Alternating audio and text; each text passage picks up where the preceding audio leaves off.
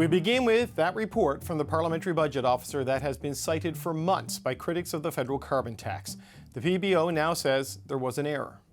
The report was meant to just examine the consumer carbon price and its impacts, but the report also mistakenly factored in the impact of industrial carbon pricing.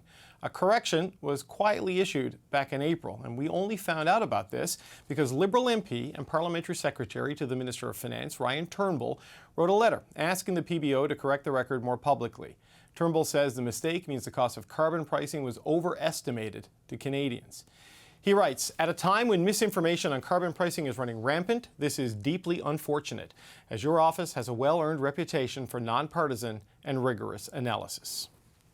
Yves Giroux is the Parliamentary Budget Officer, and he joins me now. Mr. Giroux, welcome back to the show. My pleasure. This report that you released, which has become something of a controversial document in climate arguments politically in the last little while, you've now issued a correction on this. This was supposed to only do an economic analysis of consumer carbon pricing.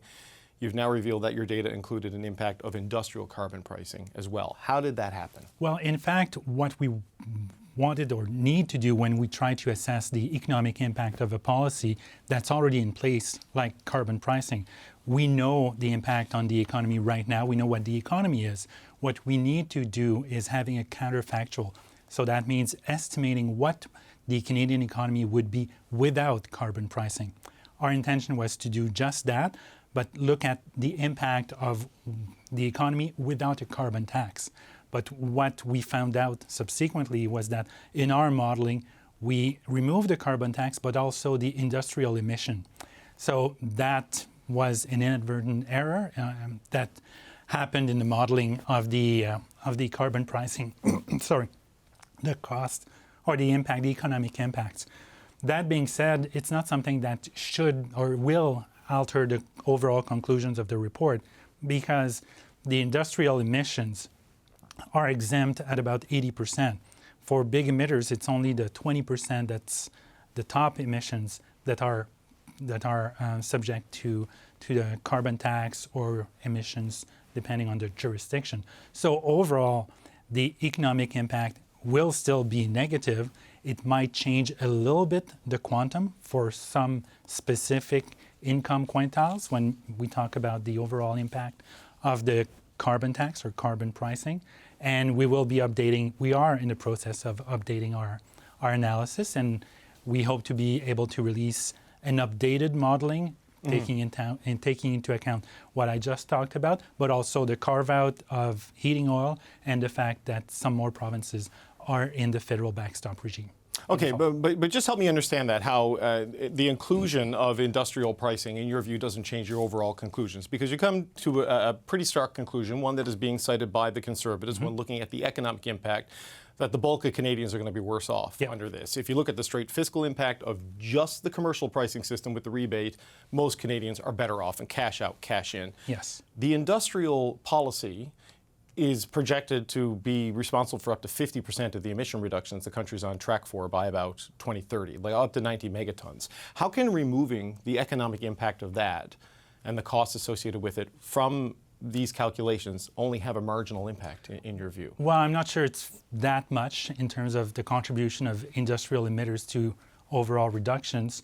But as I mentioned, about 80% of emissions for big emitters are exempt from carbon tax. So it's only the top 20% that are subject to carbon tariffication or pricing. And there's already pressure on big emitters to reduce their emissions, talking about ESG standards, pressures from stakeholders and shareholders. So it's something that was already underway to a certain extent, even in jurisdictions that are not subject to carbon pricing. So, and just going back to the basics, if you impose carbon pricing on an economy as diverse but also as dependent on fossil fuels as Canada, it's bound to happen that there will be negative economic consequences. Sure, and my estimates on that were based on what the Climate Institute put out, that industrial policy could be up to 48% of the emissions by 2030. That's what I was basing that on. But why are you waiting until fall to update this? Your report is cited every day in question period, practically. It has become, it's become weaponized, whether you intended it for that or not, in the political arguments about this. Why wait until the fall? Why not get this out now or just rerun the numbers from your existing reports? Well, it's not that straightforward. It's not just an Excel spreadsheet that you just update a few numbers.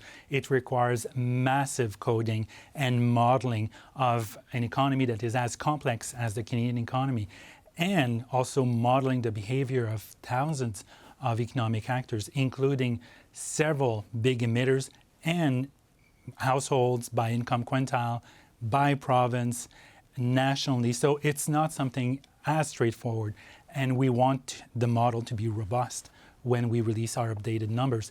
And we not only will need to update it for the issue we're discussing today, but also for the fact that we have new data that's coming in.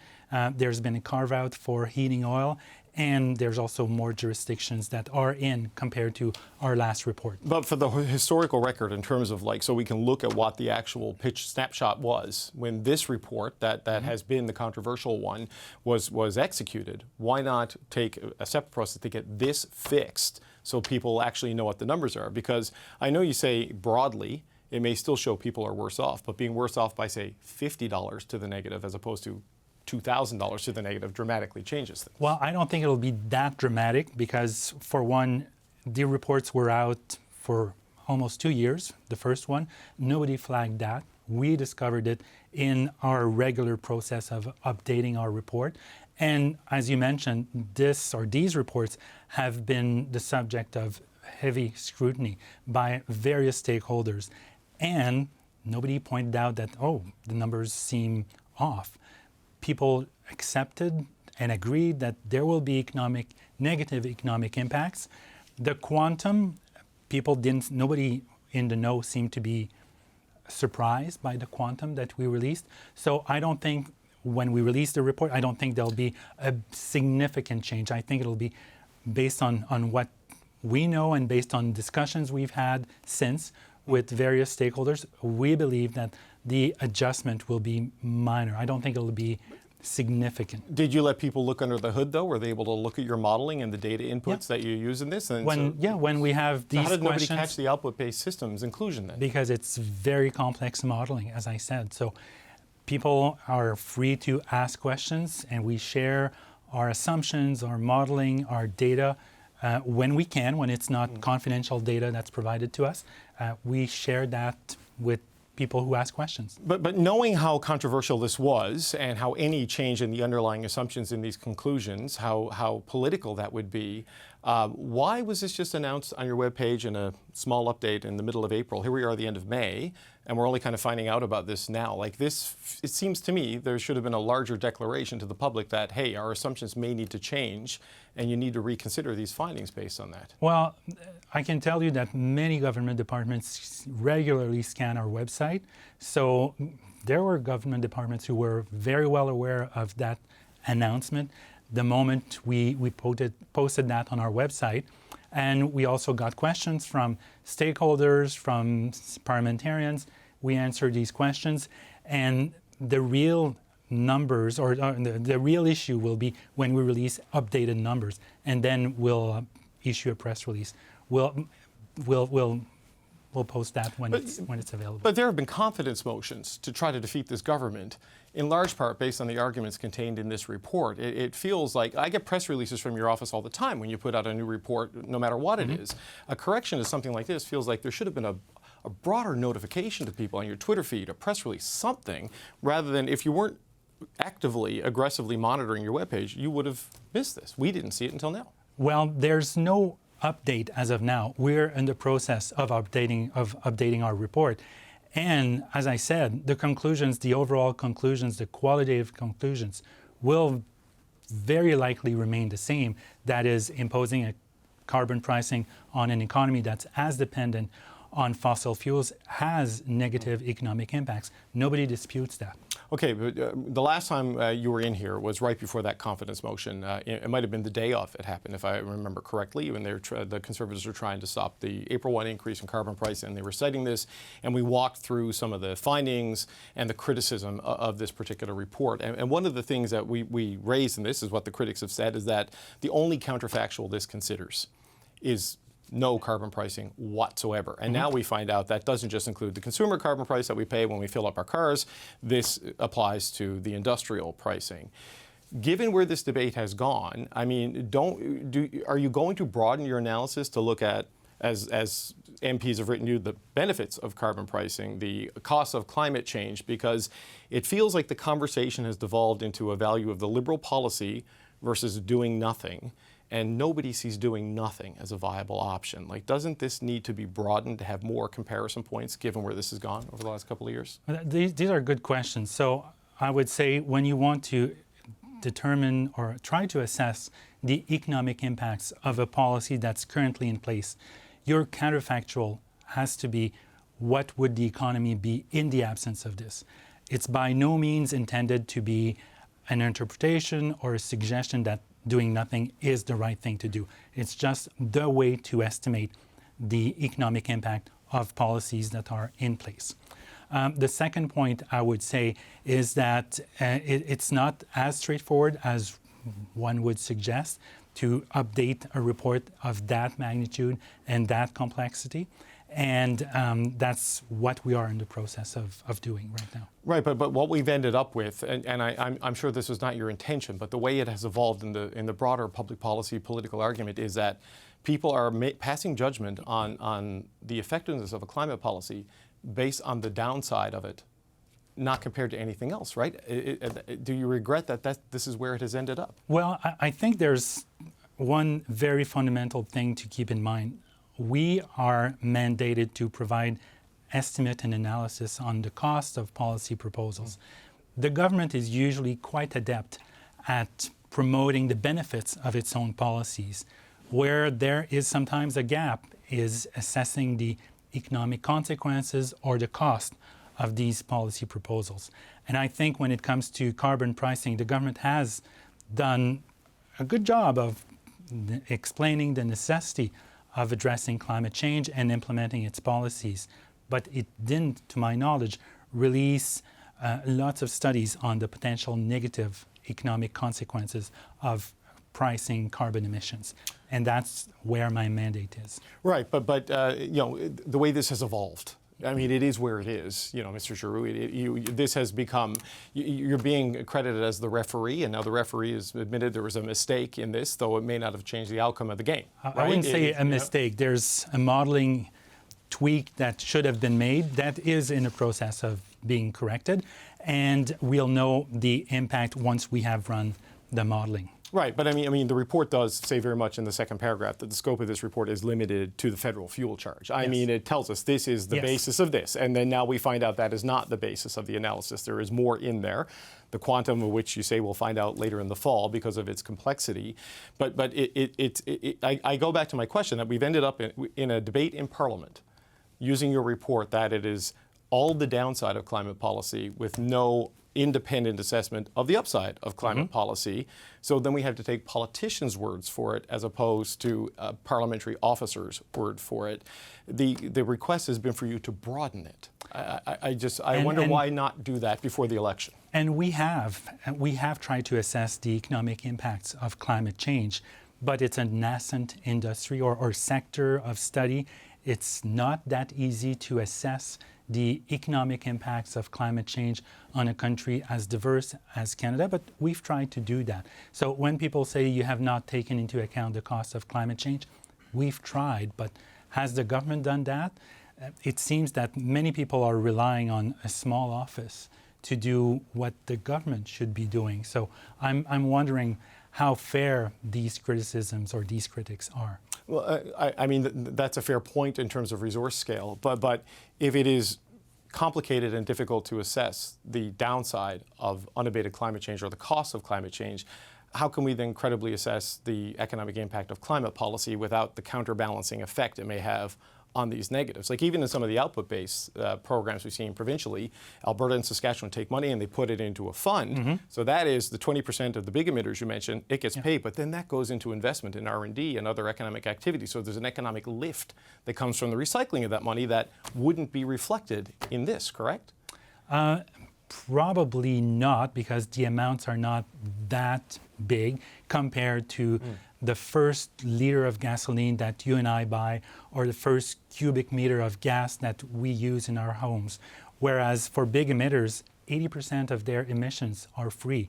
It's only the top 20%, generally speaking, that are priced. So yes, the numbers can be daunting and it can be very complex, but the moment you impose a cost on greenhouse gas emissions, there has to be negative economic consequences.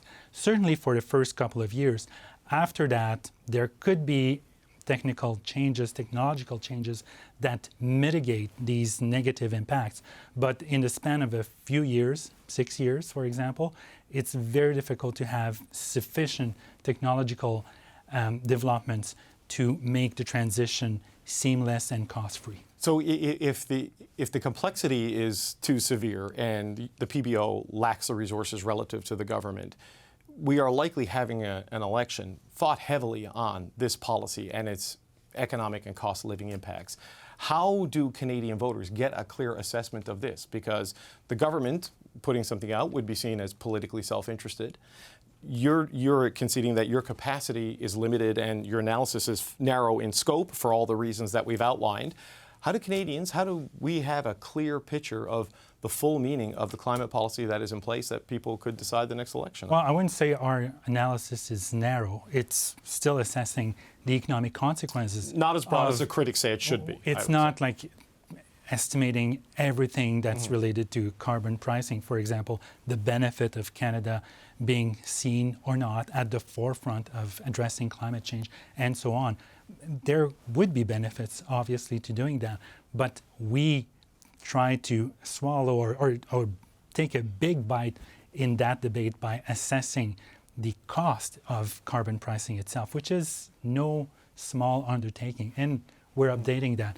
Whereas when you say what are Canadians to do, that's a good question. They have to listen to stakeholders, to politicians, but also to those that are independent and have a view and knowledge on environmental policies, including our office, when we assess the economic consequences of climate change. So you're updating this just as a final question, and we're going to get that later this year. I know you've outlined that there's some changes with different provinces being part of it, and you'll carve outs on home heating oil temporarily for a while. Is that all it will be? You're sticking with the fiscal and economic analysis. Will you include output-based pricing in it, or just go back to consumer carbon pricing and do it that way? We plan on going back to consumer, like the carbon tax that everybody under the federal backstop regime has to pay. We'll also underline again that this is not a cost-benefit analysis and that we are not indicating that, or we don't mean to imply that doing nothing is the right approach, or desirable approach, or even our recommendation, which we never do. Okay. Yves Giroux, Parliamentary Budget Officer. We'll want to have you back on when the new updated report comes out. Thank you for your time today, sir. My pleasure. The Environment Minister, Steven Guilbeault, says he hopes the official opposition will acknowledge the mistake as well. To their credit, they made a mistake and they recognize it. I'm looking forward to seeing the full analysis, but the fact that they recognize that they made a mistake, now I'm hoping that the Conservative Party will also recognize that their entire campaign about the fact that people pay more is false, is based on false premise. Okay, spoiler alert, the Conservatives are not changing their position, but we're wondering what voters should make of all of this. It's time to bring in the power panel on that. Amanda Alvaro is a former Liberal Party communication strategist. Here with me in studio, Jordan Leiknitz is a former NDP strategist. Tim Powers is a former strategist for Conservative parties. And Sherelle Evelyn is the managing editor of the Hill Times. Happy Wednesday, gang. Good to see you all. Amanda, what do you make of this? This quiet little amendment put in on the webpage. The numbers weren't updated, but we're told the assumptions they're based on need to be redone. What do you think? Just a teeny tiny amendment, which has been the backbone of the Conservative argument against this carbon pricing model, right? Like, all of the millions of dollars that have been spent on the advertising and the communication and the resources that have been put into their argument, a lot of it has been based on this data and this analysis. So, you know, it's a little bit of a cold comfort for the Liberals today because, well, it appears that these numbers will be rectified and a new report will be coming in the fall. A lot of the damage has been done.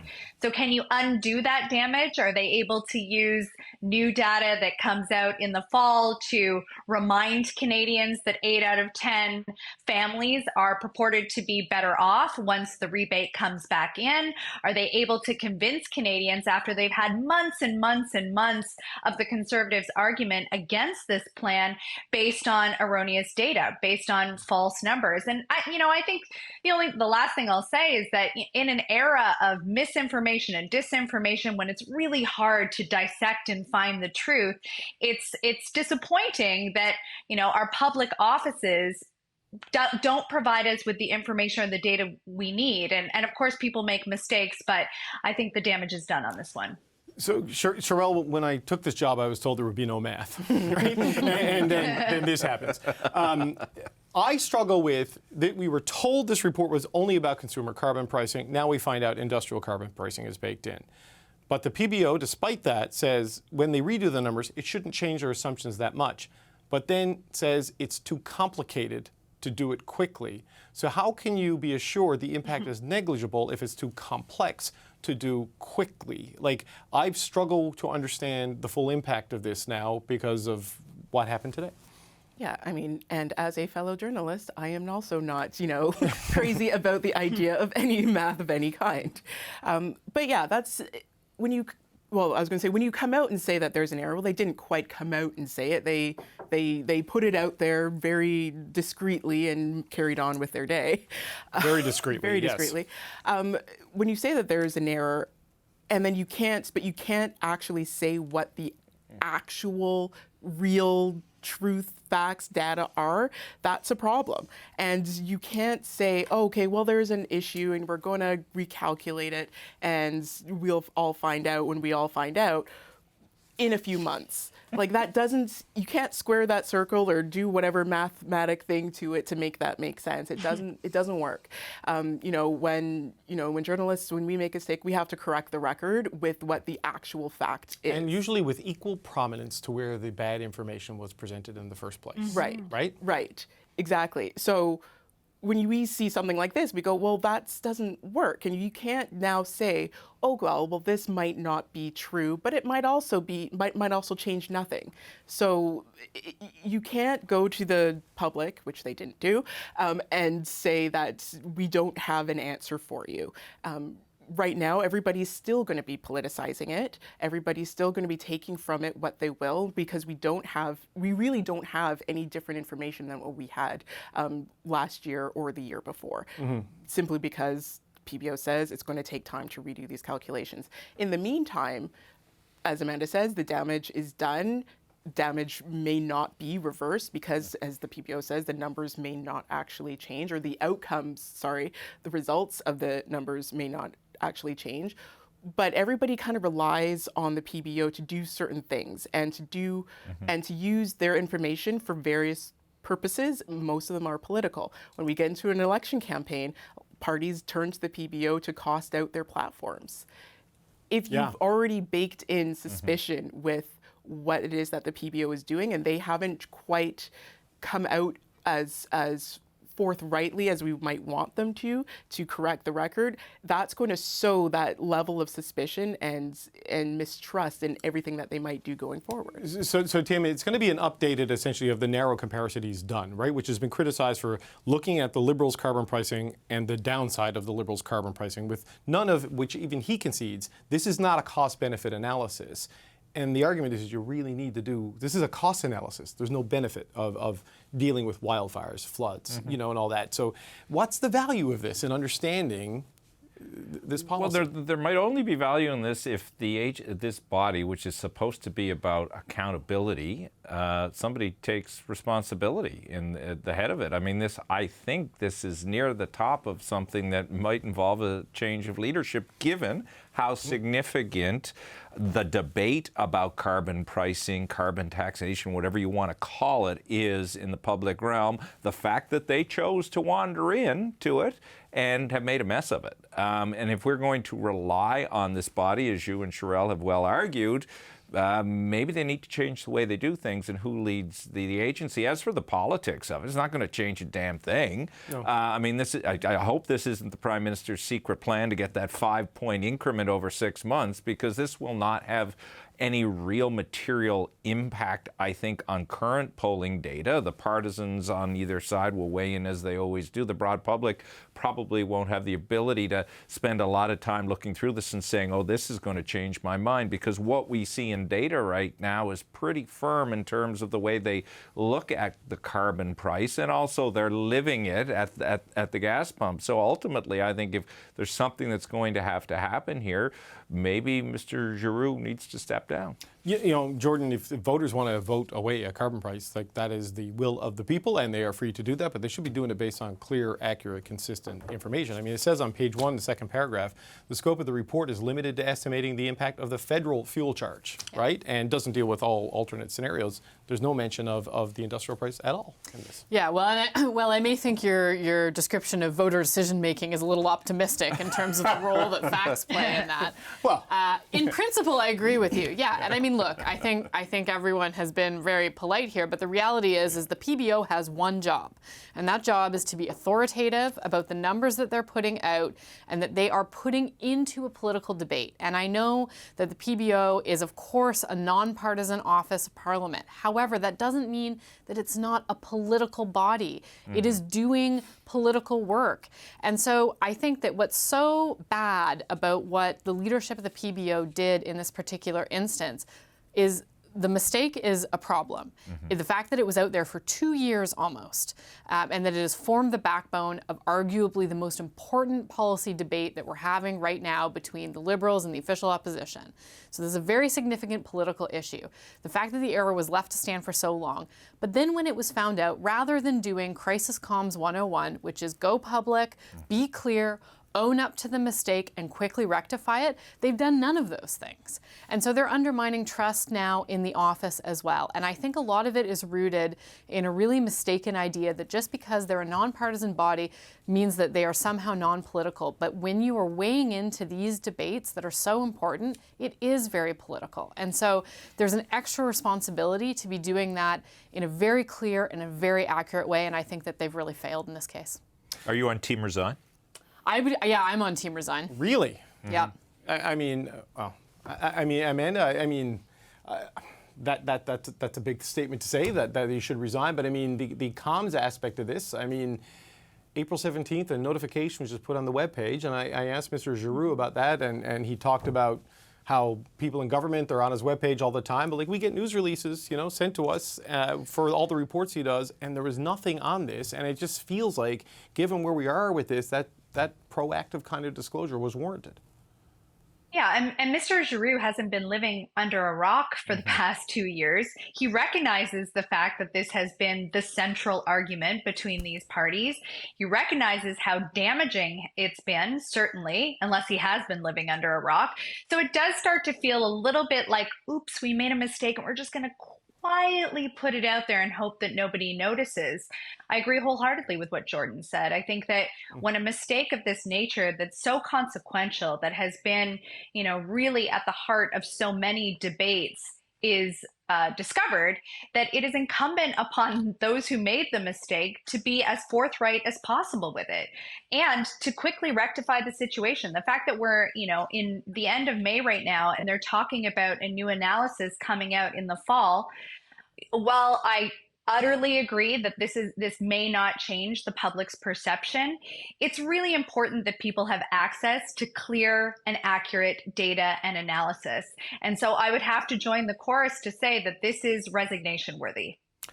Sherelle, it may not change the political conversation, and maybe Mr. Giroux is right, that even with this recalculation, it will not change their overall conclusions, that the economic consequence is large. But, you know, when you look at what the industrial carbon price is projected to do in the economy, the Climate Institute puts it as potentially eliminating up to 48% of the emissions that go between now and 2030. That's like 90 megatons. That's a lot of pollution being removed from the system. That's going to come with cost. It seems hard to think that it doesn't have at least a noticeable impact in the data here. I mean, where do you think this goes? Well, again, it's hard to say because like the PBO doesn't even know where this goes. And that's part of the whole problem. But also part of the problem is that it's one of those things, we don't know what we don't know. And unless this new analysis is also going to, which I know it won't, judging from your earlier conversation with them, to talk about the costs of doing nothing, the actual costs of climate change. That's without having that, counterfactual to balance it out. It really leaves a lot of people, I think, wondering, well, what's the point?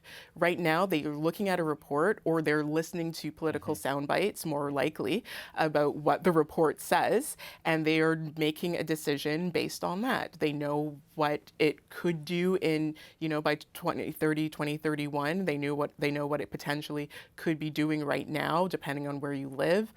So it doesn't really, so when going forward, you can't really say, oh, it's going to do this or it's going to do that or it's going to have this sort of impact, because we don't actually have the full picture. It's a failure. Look, I'm not trying to be hyperbolic or just call for someone's head because that's the fun thing to do, but it's a real failure of responsibility. If the job of the PBO is to be as nonpartisan in a political world as they can be, to provide the best information that they can, and as Jordan said, in arguably the most significant debate, they screw that up royally and don't rush to take accountability. Why is he still there? He may be the finest person in the world, but in this day and age, and you articulated this well, where truths are constantly in dispute, we don't have that many authorities that people will look to or parties will look to and say, I can trust this person. This information, apparently you can't trust. So why is he still in the job? Well, look, we got to see what the gap is when we get the new analysis. I think that's an important thing, because if it moves it fractionally, I mean, I don't know, right? Like, I mean, I can't sit here and argue. Yeah, but to your point, sorry, Jordan, I was going to say, but it's taken so long. It's like, it almost looks like, and this may not be the intention because they may not understand political communications, but it looks like they're covering their backsides, and that is not helping their brand. Yeah, to say, I think what I'm also most troubled by is, like, the original error is very bad, but also the inability, it seems, of Mr. Giroux to own up to the error in a forthright way and to quickly correct it. It's now been 6 weeks since they identified the error. That should be a lot of time to produce something, to produce some answers to what are very predictable political questions.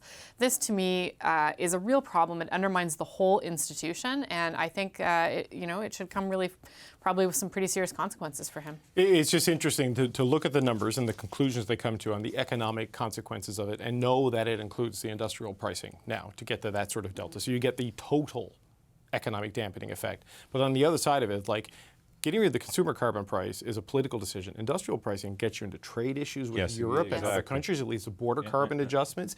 It takes uncertainty away from investment communities. Look what's happened with carbon capture out in Alberta in some cases. There are real knock-on effects to the uncertainty here. And I think one of the other things that's important about this is that, often, I think when non-economists are looking at economic analysis, people want to really take it as like, this is the gold standard, but there's always choices made in these analyses that can really heavily shape the outcome. So I think it's also maybe a good lesson for the media and for politicians about reading critically and being able to engage with those details.